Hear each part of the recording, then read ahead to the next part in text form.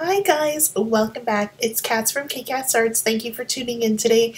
I am just going to go right into it. We had to do a project for our final class in game design, and I used Unity to create this level. I know it's not the greatest in terms of me moving around and that kind of stuff because I am still used to the platform, but here we go. Hi guys, it's Kathy, and I just wanted to share you one of my projects that I'm doing for class, which is a project in Unity. Now this scene does take place in dusk, and then I'm sorry for the noises in the background, but let's give it a play. So this is what the room looks like, and I have two objects that come down, so I use the physics behind it, and then if I walk over to this ball, sorry, I'm not the greatest at this, so I'm able to control the ball quite easily without any problems. I know that I'm kind of going everywhere because, like I said, I'm new to this.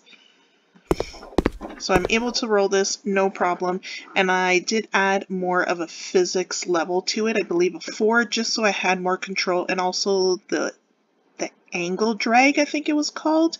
I added more physics to that. Now, at the same time, I am able to push other items as well. And then I have an animation happening here of the center pawn going up and down. And if I walk over this way to it, hopefully I won't have triggered what's happening up there, but let me do that one first maybe, just in case it triggers it. So up top there's a floating floor there, and if I walk across the trigger, I come back, oh, didn't activate it enough. Let me keep on walking, let me turn around.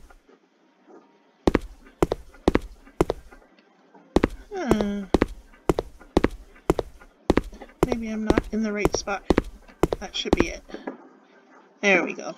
So the floor went away like you saw there, and then the blocks did come tumbling down. And then if I go over to this one, I did do a trigger, and hopefully I'll get it at the right angle. So this first turquoise one, when I press it down, it should activate the green one to slide side to side. So let's see if that works. If I'm on it, there we go. E, and now that has activated. This went down to the floor, you can see, and that has activated going side to side. And then we were asked to do a pulsating ball, and I did do the pulsating from red to blue, but I also made it float slightly up and down so that it felt like it was floating in the middle of the air, if you know what I mean. And then my trigger animation here. Again, I'm sorry for my movements. I am not good at this, but I'm trying. Let me move over. So back there, the brown area is the door, and this is the trigger. Make sure I'm up close enough to it. Hit E, it opens. Hit E again, and it closes.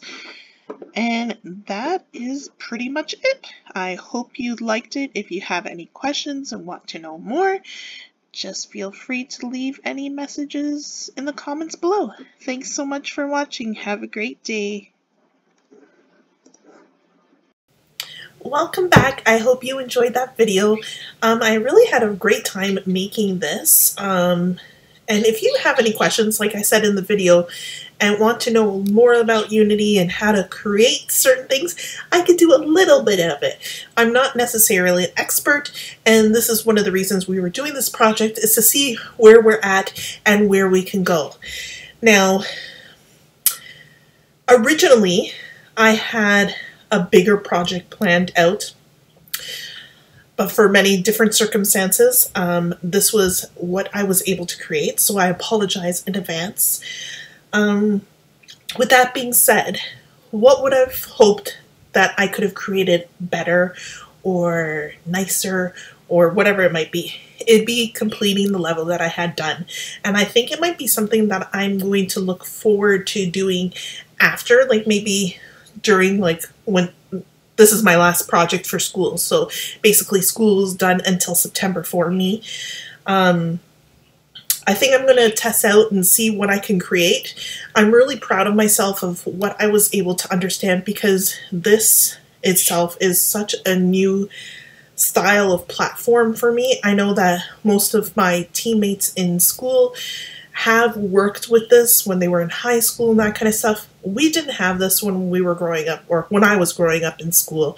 It was nothing of coding or creating stuff like that and putting scripts and that kind of stuff. None of that for me, or not necessarily may have been something that I was interested pursuing at that time. So sorry about the sun glare. But yeah, that's pretty much it for my project. Like I said, I hope you guys enjoyed it. But yes, I want to build more levels. I'm super proud of myself of what I did create. And it was quite easy once you got past the initial stuff. So like my favorite part in it is doing the animations. I think the animations are so intuitive and quick and easy to understand.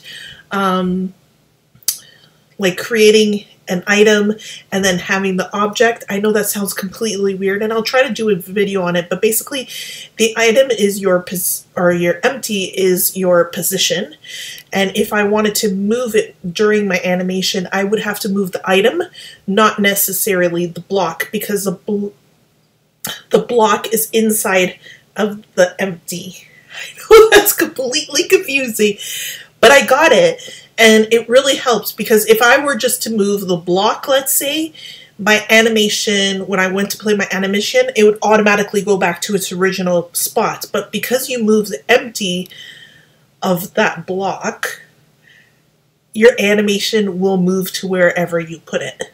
And it doesn't snap back to its original thing.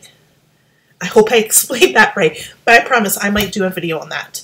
So that's basically it. So thank you for your time. This was part of our game design class for Fanshawe College, and that is it for my first year. I will let you know how second year goes, and wish me luck for my finals and my final grades. And I will see you in the next video, and I promise it will be something that I'll be drawing. See you guys later. Thanks for all your support. Bye-bye.